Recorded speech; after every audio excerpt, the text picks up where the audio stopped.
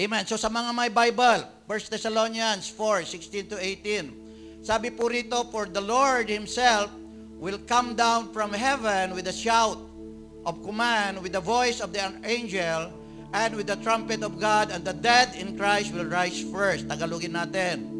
At ang Panginoon mismo ang bababa, magmumula sa langit, sa pamamagitan ng sigaw, sa pamamagitan ng boses ng isang arkanghel, at trompeta ng Diyos. At ang mga matay kay Kristo ay siyang muling bubuhayin. Then we who are alive, who are left, will be suddenly caught up together with them in the clouds to meet the Lord in the air, and so we will always be with the Lord. Therefore, encourage one another with this word. At tayo mga na nabubuhay at naiwan, ay aagawin bigla-bigla, nasasalubungin ang Panginoon sa alapaap, at magiging kasama natin ang Diyos forever and ever. Kaya nga, encourage daw po natin ang ating sarili sa mga pananalita pong ito. Title po ng pag-aaralan po natin, mararapture ka din. Pwede sabihin mo sa katabi mo, mararapture ka din. Amen. Kaya pwede na po tayong umupo. So pag-aaralan po natin ang Rapture Day. Okay? So, balang araw, sasalubungin natin ang Panginoon doon sa alapaap at magkakaroon ng kabuluhan ang lahat po ng ating pong mga sakripisyo, ang lahat po ng ating pong paghihirap. Okay? So may tanong po rito, napapagod ka na ba sa paglilingkod sa Panginoon? Papagod ka na ba na gumising sa umaga, maaga para umattend sa church? Napapagod ka na ba dahil nagmumula ka, magmula bayambang? Napapagod ka na ba dahil you are sacrificing your effort, you are sacrificing your money, you are sacrificing your time? Are we already tired? Okay? Hirap ka na ba sa pagsunod sa katuwiran ng Diyos? Nahihirapan na po ba tayo na bagamat may gusto po yung laman po natin, we make our thoughts subject to Christ.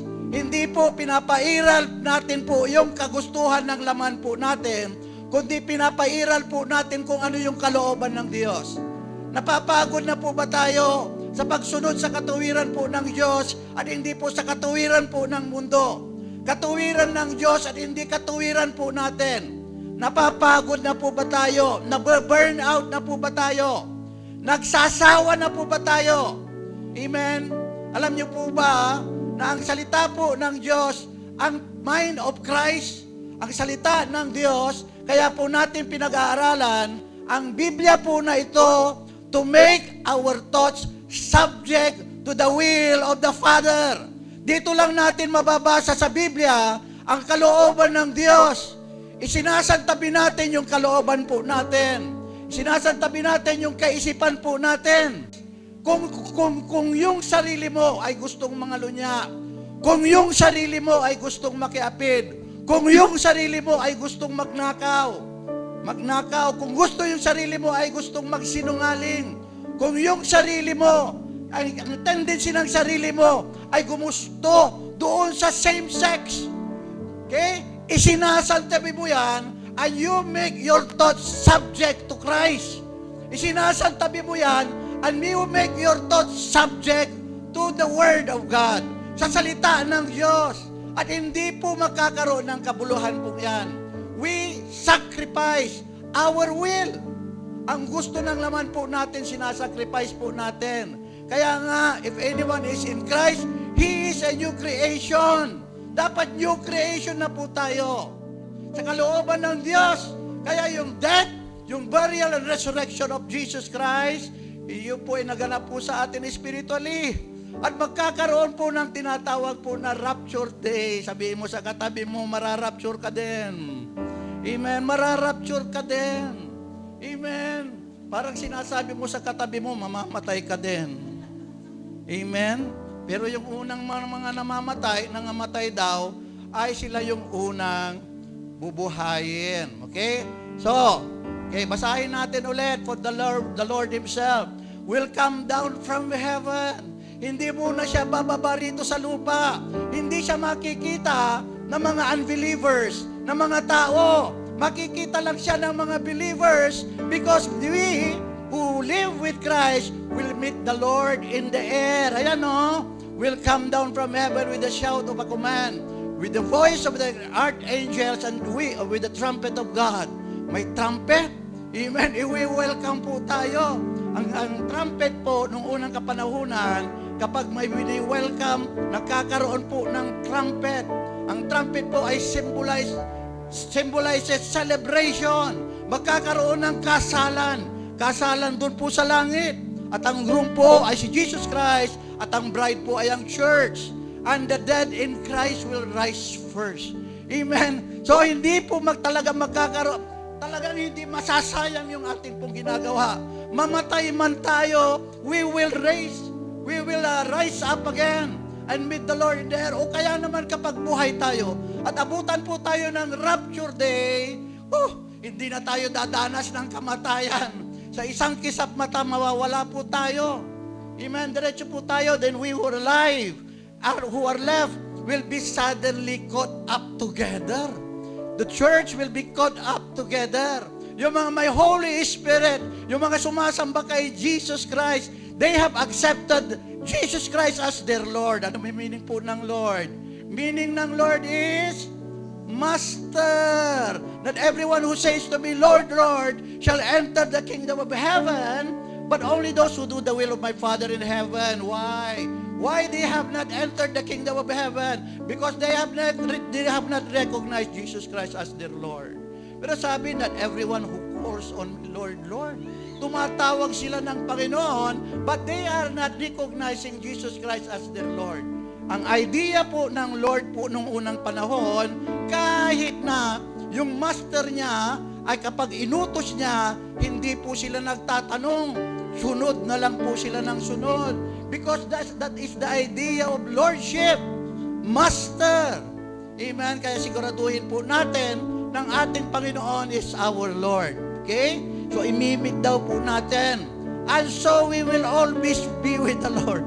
We will always be with the Lord. Yung hirap, yung problema mo, mawawala na. Okay? Mawawala na ang sicknesses. Mawawala na ang, there will be no more Christ. There will be no more tears. There will be no more hardships. There will be no more poverty. We will meet the Lord. We will be with the Lord forever and ever. Hindi ba tayo natutuwa? Natutuwa po ba tayo? Kaya sabi, encourage one another with this. Encourage mo yung nanghihina mong yung kapatid. Kapatid, bumalik ka. Kailangan makasama ka sa rapture day. Kapatid, kailangan sumunod ka sa Panginoon. Kahit na gaano mang hirap, kailangan makasama ka sa rapture day. Lahat po sa atin, ito yung dapat pakaasamin po natin. Yung rapture day na tinatawag. Alam niyo po ba yung pinag-aralan po natin? Don't look back, and don't stop. Ano po ba yung nangyari po sa kwento? Iniligtas muna ng Diyos, sinalot ang kanyang pamilya to a safer place. Kasi sabi ng anghel, ay hindi ko mapapaulanan ng apoy at asopre hanggang nandiyan ka. So, ibig sabihin, ililigtas muna ng Diyos yung kanyang mga anak to a safer place. Saan ba yung safer place? Doon sa alapaap. Yun ang safer place na po ngayon. Noon, sa panahon po nila, ang safer place ay doon sa bundok. Tumakas ka doon sa bundok kasi hindi ko mapapaulanan. Gayon po rin, just right after the rapture day, the wrath of God will be poured out here on earth. Kasi ayaw talagang makinig po ng mga tao. Ayaw talagang sumunod po sa Diyos. Kaya nga, ialisin muna ng Diyos yung kanyang mga anak to a safer place to meet the Lord in the air. Yan po yung rapture day. Aalisin muna ng Diyos yung kanyang mga anak kasi ang kanyang mga anak ay hindi po kasali sa galit. Ang ginamit sa salitang Grego na caught up, sabi po dyan, caught up together, ay harpaso. Ang ibig sabihin ay to seize, to pluck, to pull, to take by force. Sa wikang Tagalog ay agawin. Okay? Ano ang pumapasok sa isip natin kapag sinasabing agawin? Hindi ba't agad-agad? Agawin? Mabilis? Bigla-bigla? Okay? So nasaan yung rapture? Nasaan yung word na rapture? Ang rapture day, rapture, sinordkat po nila harpaso sa wikang Grego. Ito ay sa Latin word, raptura or rapir. Raptura, agawin, snatch. So we will be snatched here on earth, and God will bring us up there in the space, in the air to meet the Lord. Magkakaroon ng agawan. Ito yung napakaganda na agawan. Amen? Napakaganda na snatch. Snatching, hindi snatch ng pitaka, hindi asawa ng may asawa, kundi talagang snatch us in order for us to be saved. Natutuwa po ba tayo? God will bring us into the safer place before God will pour out His wrath. Ano pa? 1 Corinthians 15, 51 to 52. Gawa tayo ng illustration ng agawan. Sabi po ni Apostle Paul, listen, I will tell you a mystery. We will not all asleep. Sabihin, we will not all die. But we will all be changed. Magbabago yung katawan po natin. In a moment, in the blinking of an eye. In a blinking of an eye, at the last trumpet, for the trumpet will sound, and the dead will be raised imperishable, and we will all be changed. Magkakaroon po tayo ng katawang hindi nabubulok. Una, yung mga nangamatay kay Kristo ay biglang mababago. Kasi itong katawang nabubulok ay hindi pwede magmana doon sa kaharian ng langit. Flesh and blood will not inherit the kingdom of God. Kasi itong nabubulok na ito ay magpapalitan ng katawang hindi nabubulok. Ito po yung nakalagay po sa Biblia. Kailangan makakasali po tayo sa tinatawag po na rapture day po na ito. Okay, makailangan. Ito yung maging encouragement po natin, kaya po tayo naglilingkod. Ito yung dapat sana mag-encourage tayo po sa atin. Kaya po tayo nagpapagod, kaya po tayo umaten, kaya po tayo nag-evangelize. Kalahin mo, you have the Holy Spirit. Kailangan we should have the Holy Spirit. Buhay ka pa, alam mo na kung saan ka pupunta. Kasi when you have the Holy Spirit, God will never throw you into the hell. Pupurihin mo ang Diyos. Holy Spirit nga hindi evil spirit. At ang Holy Spirit ay babalik sa Diyos. Revelations chapter 22, the Spirit says, come. Okay, the Spirit says, come. Babalik po sa Diyos. Kasama po tayo pong babalik po kay Jesus Christ. Sasalubungin natin po si Jesus Christ po doon sa alapaap. Kailangan lang, anong gagawin po natin? Let us not look back. Let us not stop. Nag-umpisa ka na. Why you keep on looking back? Why you keep on looking back to your word? To the previous years, to your old self? Okay, bakit kailangan pa lumingon doon? Ang meaning po ng repentance is following Jesus Christ. Go forward, follow Jesus Christ. Read the Bible. Para mas mabilis pa tayong lumago sa ating pananampalataya, tayo mismo magbasa po ng Biblia. Umpisa mo sa Book of John. This is not a religion. This is a personal relationship with God. Let us make our relationship with God right. Amen. Kailangan makasama po tayo anytime from now. As we see the signs, rapture day can take place. Amen. Napakahirap maiwan. Mamaya sasabihin ko sa inyo. Amen. Basta wag lang tayong lumingon sa ating password. Ba sinasabi po ng Ephesians chapter 2 verse 2 na iyong nilakaran noon, na iyong nilakaran ayon sa sanlibutan, ayon sa pamamalakad ng kadiliman. Yung po yung nilalakaran po natin po noon. We follow the ways of darkness before. Now, let us follow the light that comes from the gospel of our Lord Jesus Christ. At huwag tayong hihinto. Kahit na gaano man kahirap, huwag tayong hihinto. Walang nagwawagi na huminto. Kahit na mabagal, Basta diretso lang po tayo. Continue to listen to the Word of God. Let us continue to serve God. Amen? Okay. 1 Thessalonians 5:9-10, sapagkat tayo'y hindi itinalaga ng Diyos sa galit. We are already children of God. Hindi daw tayo itinalaga ng Diyos sa galit, kundi sa pagtatamo ng pagkaligtas sa pamamagitan ng ating Panginoong Jesucristo, na namatay dahil sa ating kasalanan, dahil sa atin, upang tayo sa gising o tulog man, ay mga bubuhay tayong kasama niya. Whether we die or we are alive, we will be with Christ forever and ever, because we are not destined to the wrath of God.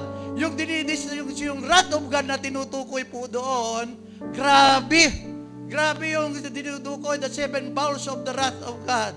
Akalain mo, yung first bowl, magkakaroon po ng malignant sore, magkakaroon po ng mga sugat sa pangangatawan, magkakaroon po ng pigsa na hindi gumagaling. Tapos yung second bowl ay magiging dugo. Yung sea, the sea will turn into blood, and the spring, yung mga tubig na inumin ay will turn into blood. Magkakaroon po ng scorching heat. Titindi yung init ng araw at halos nakakasunog. Posible bang mangyari yon? Ngayon nangyayari na eh. Nagpo 46 degrees na po tayo.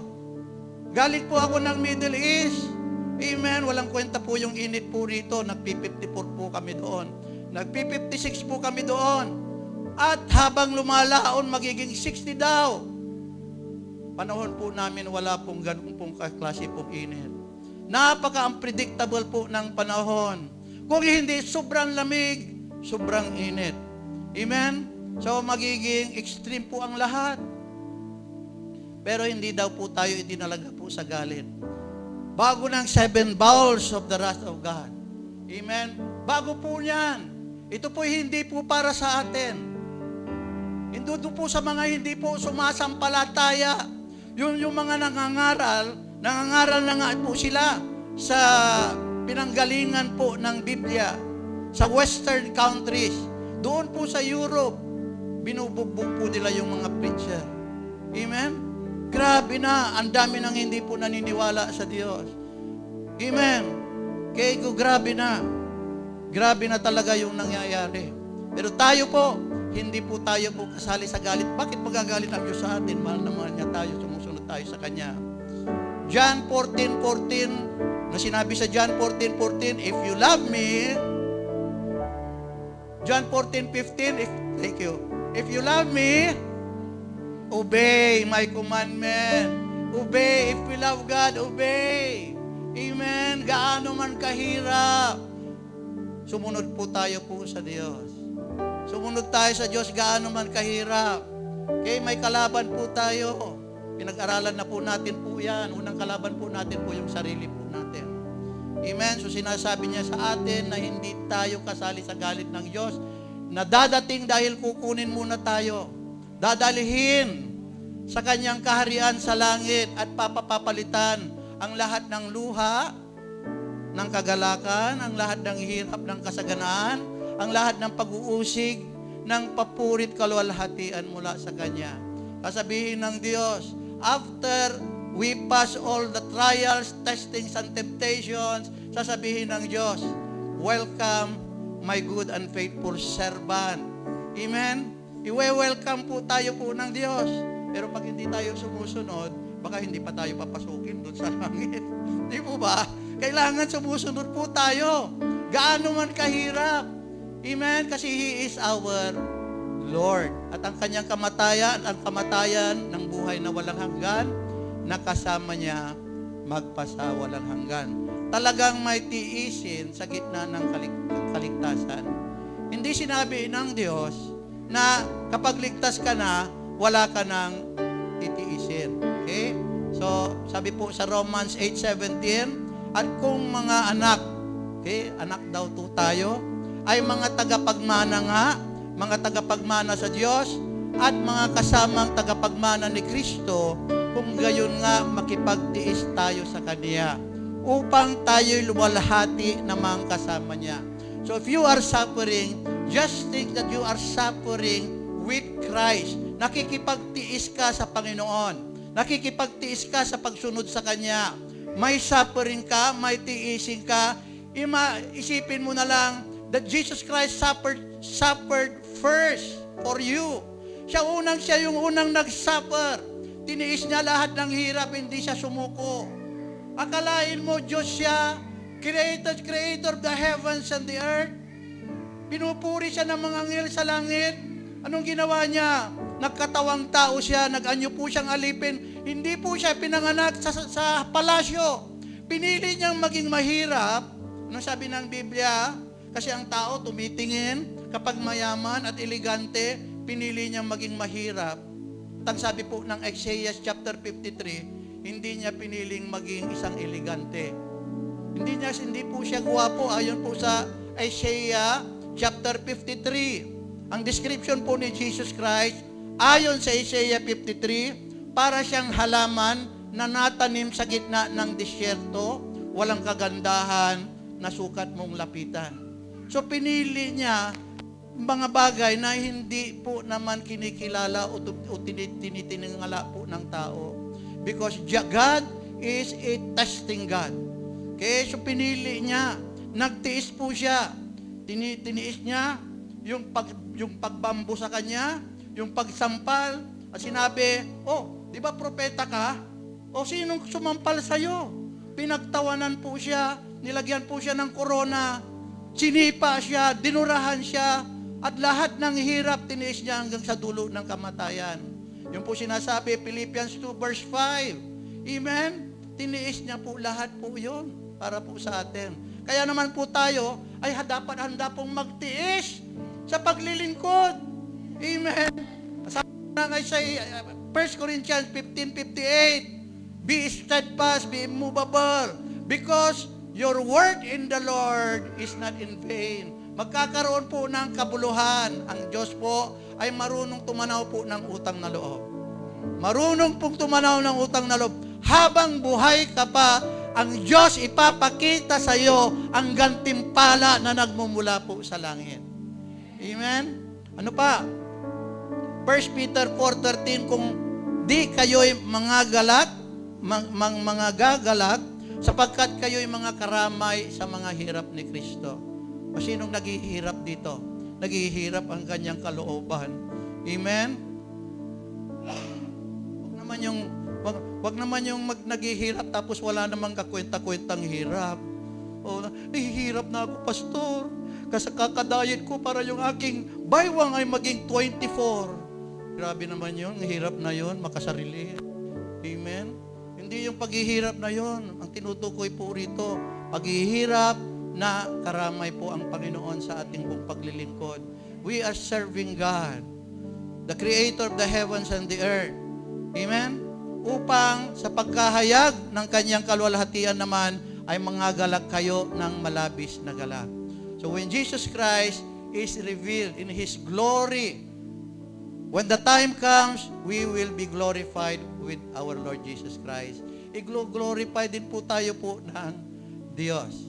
So just imagine, yung mga naligtas po doon po sa ark. Okay, inside the ark. Okay, inside the ark. Yung arko po ang kaligtasan noong unang panahonan sa panahon po ni Noah. Sa panahon po ni Noah, ang utos, gumawa ka Noah ng isang barko. Ganito yung sukat, lagyan mo ng pitch, lagyan mo ng tar. Okay, so ginawa po lahat po ni Noah. Sumunod po si Noah kahit hindi niya naunawahan. Kasi yung ganun yung pananampalataya niya po sa Diyos. Samantalang nasa taas po sila ng bundok, gumawa po ng barko sa taas ng bundok. Pero sumunod pa rin si Noah. Nung pumasok na yung pamilya po ni Noah, isinara po ni Noah po yung bintana, and God reigned here on earth for 40 days and for 40 nights. Binuksan ng Diyos, sabi po ng Biblia, ang floodgates of water from beneath and from up. Okay? Binuksan ng Diyos. Nabalot po ang tubig. Nabalot po ng tubig ang buong mundo. Tingnan nyo yung mga tao, naghihirap po sila sa labas. Sumisigaw po sila. Pero naniniwala po ako, while Noah and his family were saved, may paghihirap din sa loob po ng arko. Naniniwala po ba kayo? Inside the ark, while they are saved, there is still suffering. Katulad po din po natin, para tayong nasa arko, the ark now is the inside the church. May pagtitiis din po.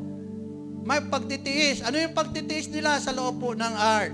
Eh, siyempre, grabe yung alon, di po ba? So, siyempre, grabe yung alon. Siyempre, naalog doon po sila sa loob po ng arko. Eh, ilang yung 7 pairs of animals. Grabe yun. Eh, tumahi lahat yun. Umihi lahat yun. Grabe yung pagtitiis nila. Tinitiis po nila yung amoy po ng mga hayop. Pero ligtas sila. Amen? Tinitiis nila for 40 days of darkness. Grabe yung darkness. Pero ligtas sila. Nagtitiis ka, pero ligtas ka.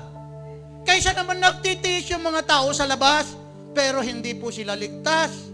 Yan po yung pagkakaiba. Naunawahan po ba natin? We are saved. There is no comparison. You have the Holy Spirit. How can you compare your own life before? You have evil spirits before. You have no God before. How can you compare your own life? Do not look back. Nandiyan pa po ba tayo? Hindi ang paglilingkod ay isang linggo lamang. Isang linggong pag-ibig.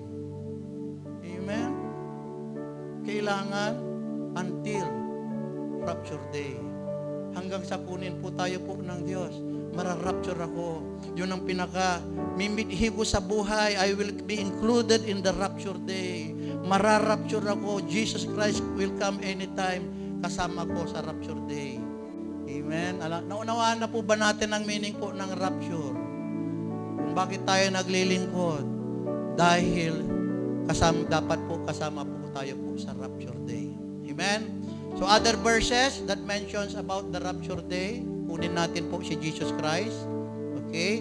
Sabi po sa Mateo 24 verse 40 to 42, okay, 41, kung magkagayo'y sasabukid ang dalawang lalaki, ang isa'y kukunin, ang isa'y iiwan. Dalawang babaeng nagsisigiling, ang isa'y sa isang gilingan, ang isa'y kukunin, at ang isa'y iiwan. So ito po yung rapture day. One will be left and one will disappear, and God will take him or her in the midst of the air, in the clouds. Okay? So paano po ba tayo sigurado na makakasama sa rapture day? Number 1, walk with God.